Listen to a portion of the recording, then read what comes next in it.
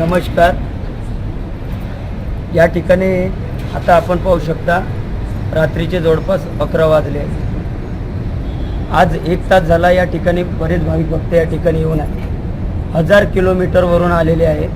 कोणी नागपूरवरून आहेत, कोणी वर्धा आणि यवतमाळ जिल्ह्यातले काही लोक आहेत. या ठिकाणी आज असं सांगण्यात आलं, आम्हाला तर काही याची खात्री नव्हती, या भाविक भक्तांना सुद्धा याची खात्री नव्हती की 3 महिने हे मंदिर बंद राहणार आहे रांजणगाव गणपतीचं. तर आज इथं आल्याच्या नंतर गेट उघडं होतं का उघडं? हे बघा, हे माझ्यासोबत सगळे भाविक भक्त आहे आणि इथं आल्याच्या नंतर त्या लोकांनी हे गेट बंद केलं.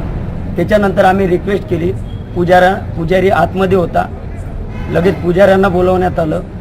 पुजारी इथपर्यंत आले, या दारापर्यंत आल्याच्या नंतर त्यांनी सांगितलं की तुम्हाला दर्शन होणार नाही, तुम्ही इथून परत जावा. आज 1000 किलोमीटरवरून लांब या ठिकाणी ही मंडळी आलेत. आज यांच्या भावनाशी खेळल्या जात आहे. आपला धर्म आहे, संस्कृती आहे. त्याचसोबत एवढंच नाही तर आज इथं रात्रीचे 11 वाजले हे उपाशी तापाशी आले. एवढंच नाही, त्याचसोबत आज नळाला पाणीसुद्धा नाही. या मी तुम्हाला, या लोकांनी नळाचं पाणीसुद्धा बंद करून ठेवलं. तुम्ही जागेवरती राहा.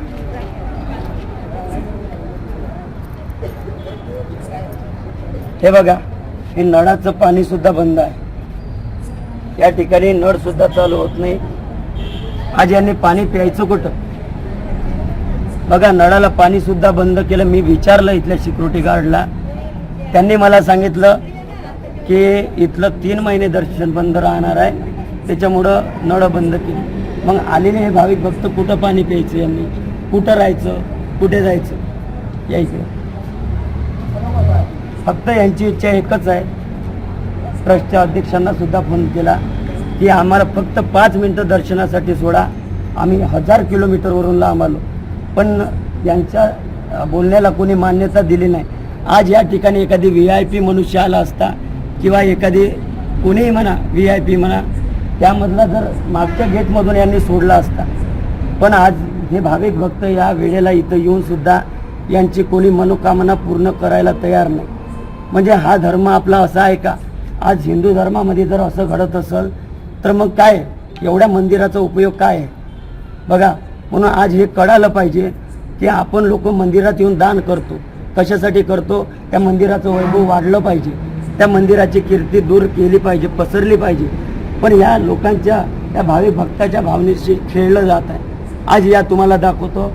मला सांगा, इथं तुम्ही किती वाजता आले? 10 वाजता आले. 10 वाजून फक्त 5 मिनटं झालते, बरोबर आहे? मान्य आहे सर्वांना? मग मला सांगा, यांनी दर्शन द्यायला पाहिजे का नको? इथं सगळे सिक्युरिटी गार्ड होते, पुजाऱ्यांची भेट झाली तुम्हाला. मग झाल्याच्या नंतर पुजाऱ्यांनी काय सांगितलं? बघा, सत्य परिस्थिती आहे. आणि सत्य परिस्थिती असून सुद्धा आज पुजारी म्हणजे कोण आहे? देवरूप आहे. यांनी एक रिक्वेस्ट पुन्हा केली की आम्हाला ठीक आहे, गणपती बाप्पाचं दर्शन होत नाही ना, पुजाऱ्यांना इथं बोलवा, त्या पुजाऱ्यांचं आम्ही दर्शन घेऊ. पण तरीसुद्धा ते मान्य नाही. पुजारी फोन उचलायला तयार नाही, कोणी लोक फोन उचलायला तयार नाही. मग इथं काय आहे नेमकं? हे लोक एवढ्या लांबून येतात, महाराष्ट्रातून लोक येतात, विदेशातून लोक येतात बघण्यासाठी. मग हे कार्य पार पडायचं कसं? आज कोणाला याची काळजी नाही, कोणाला खात्री नाही.